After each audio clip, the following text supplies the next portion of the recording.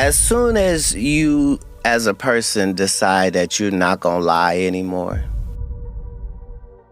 Williams often tackles issues of race, politics, and social justice, using his platform to highlight the struggles and triumphs of the Black community.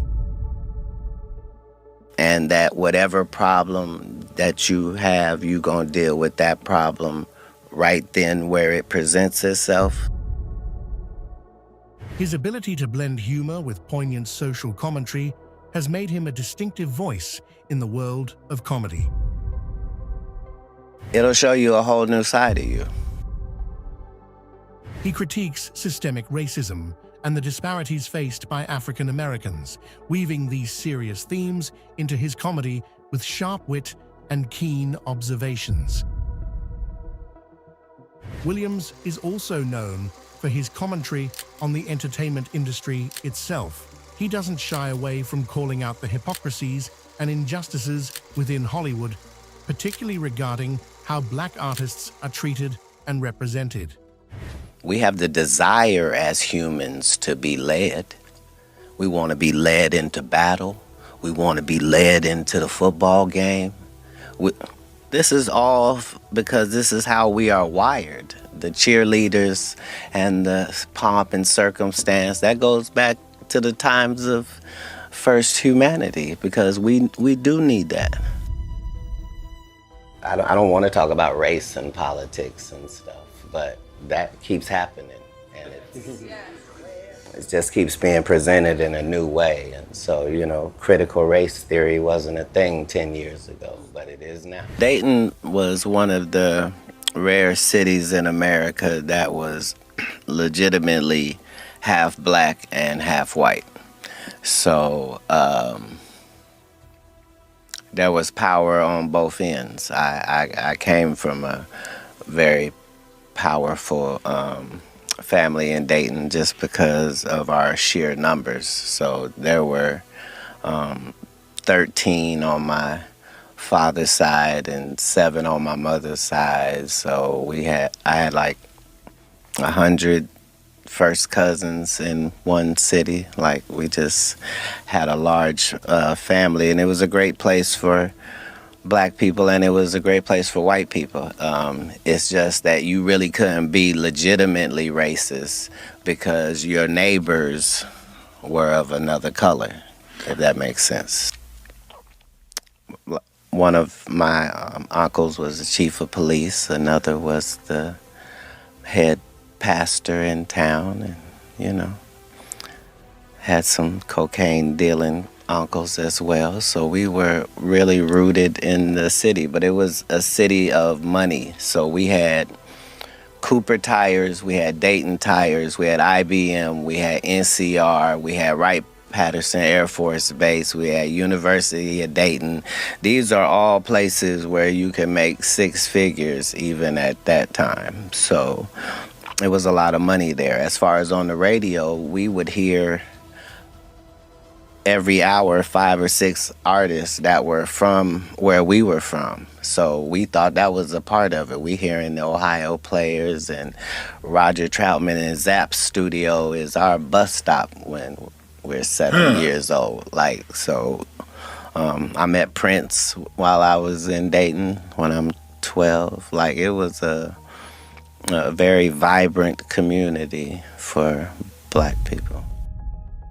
It's been this conversation since '95, and each special is just me picking up this conversation. So if I made a mistake in one, then 2 specials later, you'll see that I've changed my conversation about that particular thing because of growth. And the audience has allowed me just to continue this open dialogue. And now that we're getting to a space where free speech is under attack, and it's really the dark ages come back. It's just a privilege to have a job where you can talk for a living and share your thought process. So I'm really excited. I had been accepted to college before I was 12, so I was already a little bit more advanced than your average child. I had probably read 10,000 books at that period in my life.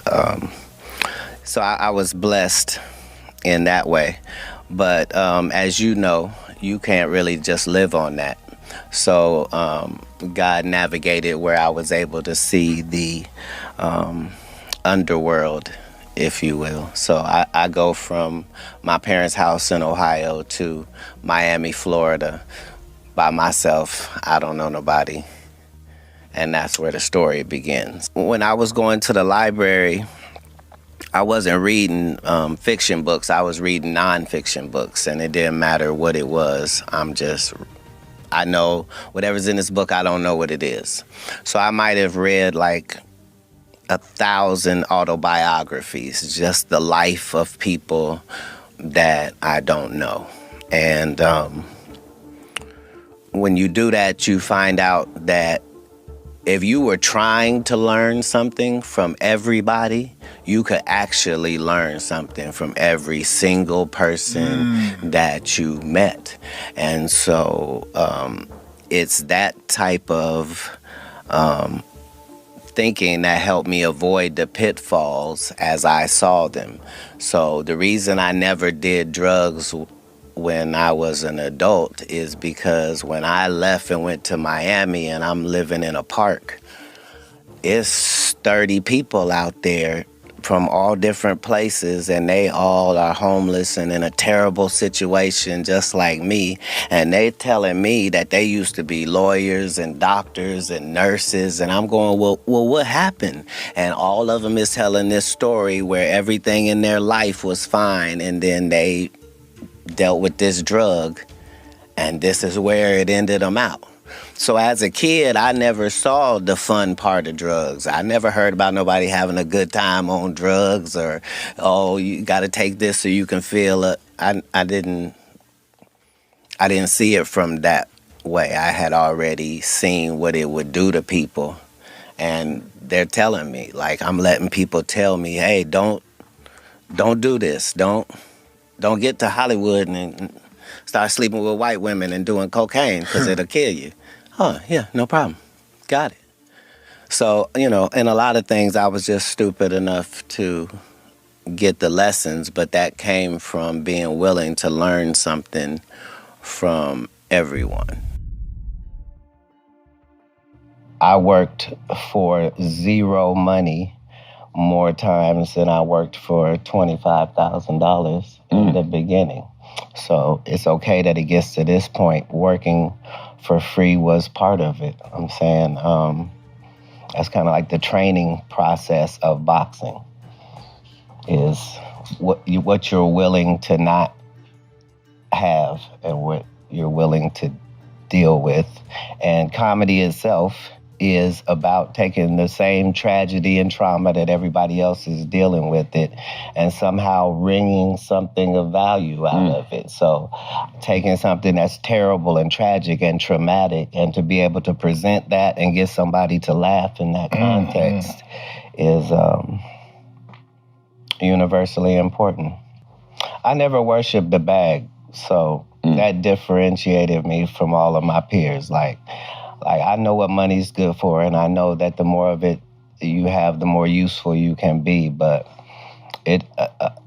God has a higher standing on my list of things than the bag does, and because of that, it's no shit on you that you are working this much and not getting paid, because what I'm really doing is working so that when I do get paid, I can change the craft to where these comics felt like they could have one act and do that for 20 years.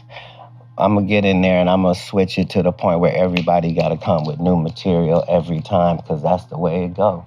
And things will change from the inside, because I'm going to say from the start, I'm an outsider coming in the industry and you don't need to like me. But there's so many blessings in just having a plan and working the plan. First and foremost, this is going to sound really, really weird, but I believed at that young age that you could have a relationship with God. And I know that that's kind of old-fashioned now.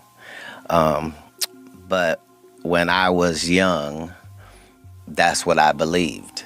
And so I developed this relationship where we talk 4 or 5 times a day, and we talk about everything, and I'm coming to you when things are well and when it's not well.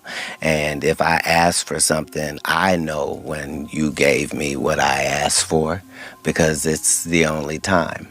So I understood at a young age that I wasn't like everybody else, that I was in a blessed position, and that I had the ability to be able to make things happen if I could find the instructions and follow them. So at 5 years old, that's how I thought. I knew when things were wrong with the Bible.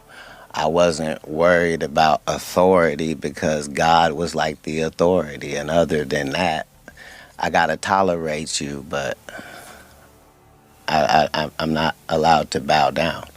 I'm like that as a child. So my parents didn't do anything wrong. They just wanted me to live a life that I wasn't going to live. They wanted me to be this, and I was not free to live a double life. I can't be that and be what I'm trying to be.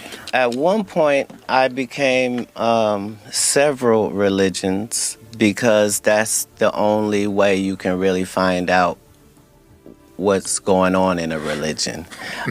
Religion is not something that you can just study the books about it and now you know about them. I had to be a member of the Fruit of Islam in order to know. Minister Farrakhan calls me his son. I was not regular even in that endeavor, just because whoever the true God is, I don't play about him. And I understand that regardless of what you choose to call him, it's the same entity. And once you study all of the religions, you find out that nobody's really disagreeing with anybody. I'm never pretending to know the answers to things that I'm going into. I'm going into it trying to find out the answers. So that frees me up, that my ego's not involved in what the answer turns out to be. But we collect information, and there aren't that many conspiracy theories anymore, because we found out that all conspiracy theories, there's a nugget of truth in there. It came from somewhere. That's where it became a theory, and then it progressed to the point where it became a conspiracy theory because there was something there. So, we don't have to wonder, are there other beings in the universe other than us? Exactly. Reverse engineering can only be a thing because of a thing. We can see that in all other industries, if it's not military or government-based, there are no leaps in technology anywhere to be seen. It's only in these certain sectors that we're able to jump ahead. I know that whatever is in our body, whatever that weighs, I know that when it leaves here, it still weighs that in the universe. If you've looked at enough history, you understand that everything works in a cycle. And so you don't have to wonder where things are going. You just have to figure out where you are in the cycle, and that cycle continues to replay itself. So, for our group, we're just, my ancestors' original religion was math and science. So, trying to go back to the old religion and incorporate that in the conversation. I'm not going to probably be the greatest comedian once I'm gone, but I will be the one that had the most original conversation, because my fan base allows me to have that conversation. You know what I mean? Yeah, and it's a blessing to be able to be wrong and to be able to make mistakes and to be able to not have the right answers and not have the press and marketing that guarantees success. There's something to be said about all that. And for me, I'm not in competition anywhere. I'm really the guy that 6-year-old me was trying to be. I've really nailed that. That's how you know that there's truth in the history, though, because we're now in a place now in history where we're able to to know more about the universe than ever. Like, we've been to places now. You know what I mean? We've been to all these planets, and we've had these experiences unlike anybody else in history. But the problem is that whatever they said about the planets 6,000 years ago, it's bullshit. No, it was all true, and we are just now finding out. So the question is, how the fuck did they know? You probably wonder, why do white people pay so much attention to black people if they don't like them? You would think if you didn't like something, why would you be paying attention to it? I don't pay attention to things I don't like. What's the answer? The answer is the liar knows what lie he told. You see what I'm saying? So even if I made it deceitful and I made you think that the answer's over here, but the answer is really over here, I'm still going to be looking over here. Me, the one that tricked, because I know this is the right answer. Black people have lost their identity, but our oppressors have not lost our identity. That's just why they chopped those noses off of the Pharaoh and the Sphinx in Egypt in the first place, is because without this nose, we can tell you this is whoever it is. But with that nigga nose, it can only be niggas.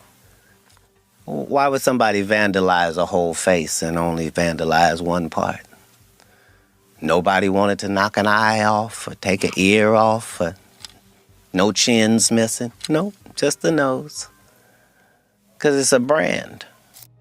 I thought when I was real young, I thought if you was a great, great man, you generally died around 25 or 26. Cool. So I had planned my life according to that. And I got into this thing about 6 or 7 years old where I was like, yeah, every 7 years, that's almost like a new you. And so I've kept that model going my entire life. So, I've lived 7 whole existences that were separate from the one before it, taking what it takes from it. But yeah, but I was really a literal person. So when I read in the Bible that Jesus left home at 13, like, I'm thinking, I'm really his dude shit down here. So that's what I'll be doing. So I had that's weird. That's interesting. I understood that I thought differently than other people, but I worked it to what its strengths were, and just consumed a lot of information. Like I was blown away by reading. Like, I was just blown away that, like, in this amount of time, I could go off and go in a room, and when I come out, I know. Like, that's the only way I made it through school is by the time we started school, I had already read the whole book. Like, I didn't go chapter to chapter. I'm trying to know this whole thing that we're... Do you think you're an extremist? I hope so. I hope so. What the black superhero would do, and then I try to get as close to that as I can. In the lane that I was going to go in comedically, which was one where I was going to expose the seedy underbelly of Satan's playground. I knew that going into that, I should not expect any awards or recognition. It wasn't going to be that. Like, I was really going to have to pat myself on the back and keep myself encouraged. And that I was happy with that part of it. But for the Emmy, that was really God's doing, and that was special on so many facets. Not just because it was an Emmy, but the Emmy is beautiful, and it was for a show called Atlanta. So a powerful city, and then you have... But I am not reaching out to anyone asking for money, so please do not send money to these. Jason Momoa just revealed a shocking truth about Oprah Winfrey. Oprah Winfrey is not a new name in Hollywood. She doesn't need any introduction, as she has become one of the most successful talk show hosts. Oprah is a media mogul, a philanthropist, but everyone who seems to have had an encounter with her keeps saying behind her warm smile and inspiring words there's this part of her we don't know about. From heated exchanges with celebrities like Angelina Jolie and Ludacris to accusations of manipulation and insensitivity. But what's more shocking now and unbelievable is what Jason Momoa, our Aquaman, disclosed about Oprah following the Maui fire incident. I wanted to inform everyone that there's been some people on Instagram pretending to be me, asking for money. You know, everything is not shown on camera, so what's really going on behind the scene? And what did Jason finally expose? Join us in this video as we share this revelation. The unbelievable revelation about Oprah Winfrey. Two of Hollywood's most beloved stars, Jason Momoa and Oprah Winfrey, have been making headlines recently. But this time, it's not for their latest projects or philanthropic efforts. Instead, it's for a shocking revelation that has left us stunned. Oprah is well known for her tough but fair interviews and has had her share of celebrity feuds over the years. Oprah's reputation has faced numerous challenges. However, nothing could have prepared us for her latest controversy, a shocking incident involving the Maui wildfire incident that has sparked outrage and accusations of displacement and insensitivity towards indigenous communities, with none other than Jason Momoa leading the charge. The Aquaman star recently opened up about his experiences with Oprah, revealing a shocking truth that has left fans reeling. How true is this? And what exactly did Oprah do this time? Keep watching to find out. It's not a new thing for Oprah to find herself at the center of controversy and serious drama. Over the years, she has had her heated arguments with different celebrities. This is much expected. But Whitney seems to be the problem all the time. Many fans said they liked her at first, then she changed. Like in the case of Angelina Jolie, Winfrey was left surprised when Angelina refused to donate for a project.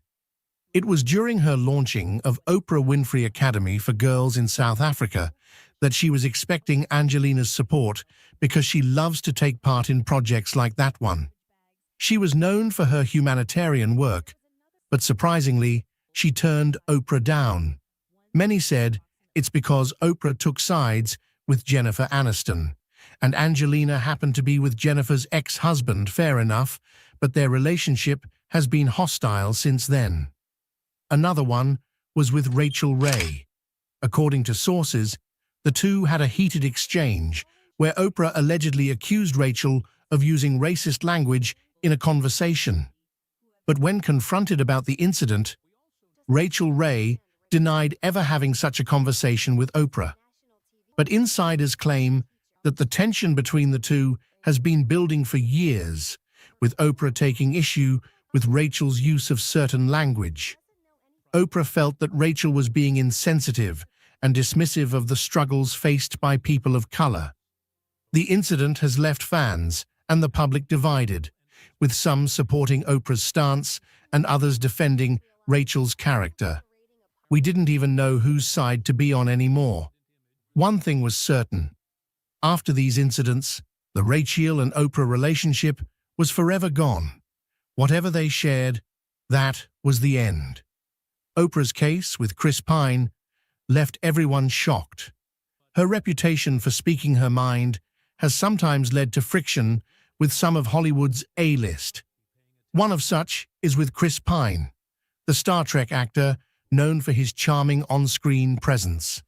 Oprah and Chris had a tense encounter with Pine. Details of the encounter remain scarce, as Chris Pine has remained tight-lipped about the incident. He refuses to talk much about it. He said he didn't want to say much about it, so he wouldn't end up saying things he might regret. In all speculations and fans talking, Chris Pine has continued to maintain a dignified silence on the matter. His refusal to engage in a public feud has only added to this, leaving fans wondering what really happened between them.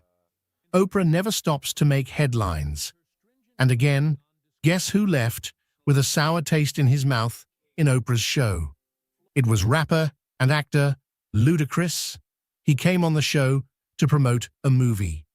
Ludacris felt that Oprah had unfairly edited their conversation to make it seem like he was endorsing her views while omitting his own thoughts and opinions. Ludacris was reportedly taken aback by the editing, feeling that Oprah had manipulated their conversation to suit her own agenda. Yes, it was her show, but certain things should be done properly. He said he initially came to the show to promote the film and not talk about his rapping career, but Oprah didn't seem to be going on the same path. And now, it's Jason Momoa's turn. The actor, who has been vocal about his love for his home state of Hawaii, recently spoke out about the devastating fires that have been ravaging the island of Maui. The fire that ravaged the island of Maui left a trail of destruction and heartbreak. The flames swept through the land with unrelenting force. The devastation is almost unimaginable. Homes reduced to ashes, families displaced, and livelihoods lost. The emotional toll is just as severe, with many residents struggling to come to terms with the loss of their beloved island paradise. Jason made headlines following the video he posted, telling tourists to stay away from Maui following this devastated wildfire.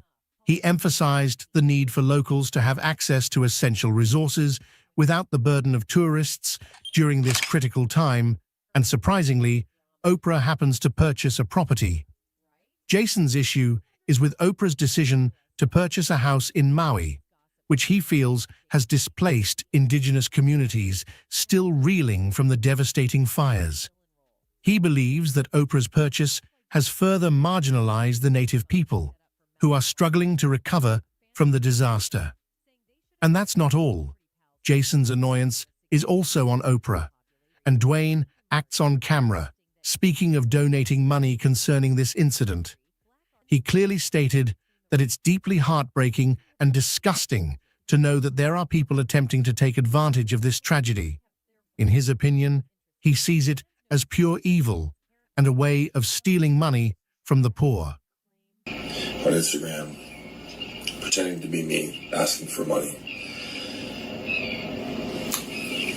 Pure evil, in my opinion. Not mentioning names, he clearly called them scammers. But we know he was talking about Oprah and Dwayne Act, because who else came out talking about donations?